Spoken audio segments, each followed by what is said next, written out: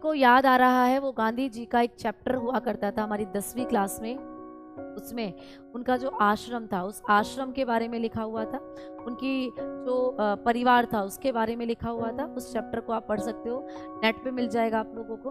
गांधी जी से संबंधित बहुत से सत्याग्रह हुए थे, दांडी यात्रा, नमक सत्याग्रह, ये सब आप लोग बुक्स में पढ़ सकते हो। तो हिस्ट्री की बुक उठा लो और उनको पढ़ना शुरू कर दो। गांधी जी की जो याद आ रही है वो याद ताज़ा जरूर करनी चाहिए, क्योंकि आज उनका भी जन्मदिन है।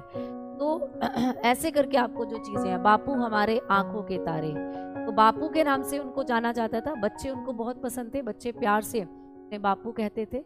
और आप जानते हो गांधी जी चश्मे लगाते थे और लंगोट और धोती वो अपने बदन पर पहनते थे दोस्तों। उनका जो बदन था सर्दी या गर्मी में भी आप लोगों ने देखा होगा, बुक्स में पढ़ा होगा कि उनके जो पहनावा था वो चेंज नहीं होता था, तो इसी तरीके से वो रहते थे।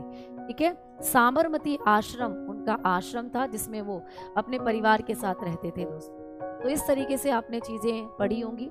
भारत के अंदर अगर हम देखें, बुनियादी शिक्षा की जो नींव रखी थी, भारत में जो बेसिक एजुकेशन की नींव रखी थी वो महात्मा गांधी ने। महात्मा गांधी ने कहा कि एजुकेशन हमारी व्यापार से संबंधित होनी चाहिए। एजुकेशन, शिक्षा ऐसी हो जिससे व्यक्ति अपने 4 पैसे भी कमा सके।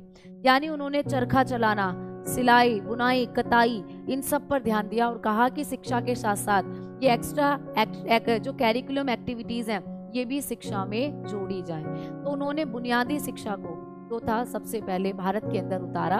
और हम भारतीय जो वास्तव में शिक्षा का मतलब समझ पाए थे वो ये कि जब हम पढ़ने जाते थे स्कूल में, गुरुकुल में, स्कूल वगैरह में, तो वहाँ पर शिक्षा के साथ साथ हमें चरखा चलाना, कताई करना, बुनाई करना, ये शिक्षा भी दी जाती थी जिससे हम अपने जीवन का यापन अच्छी भली प्रकार कर सकें। तो ये सारी चीज़ें महात्मा गांधी जी ने आपके साथ करी थी, है ना प्यारे बच्चा।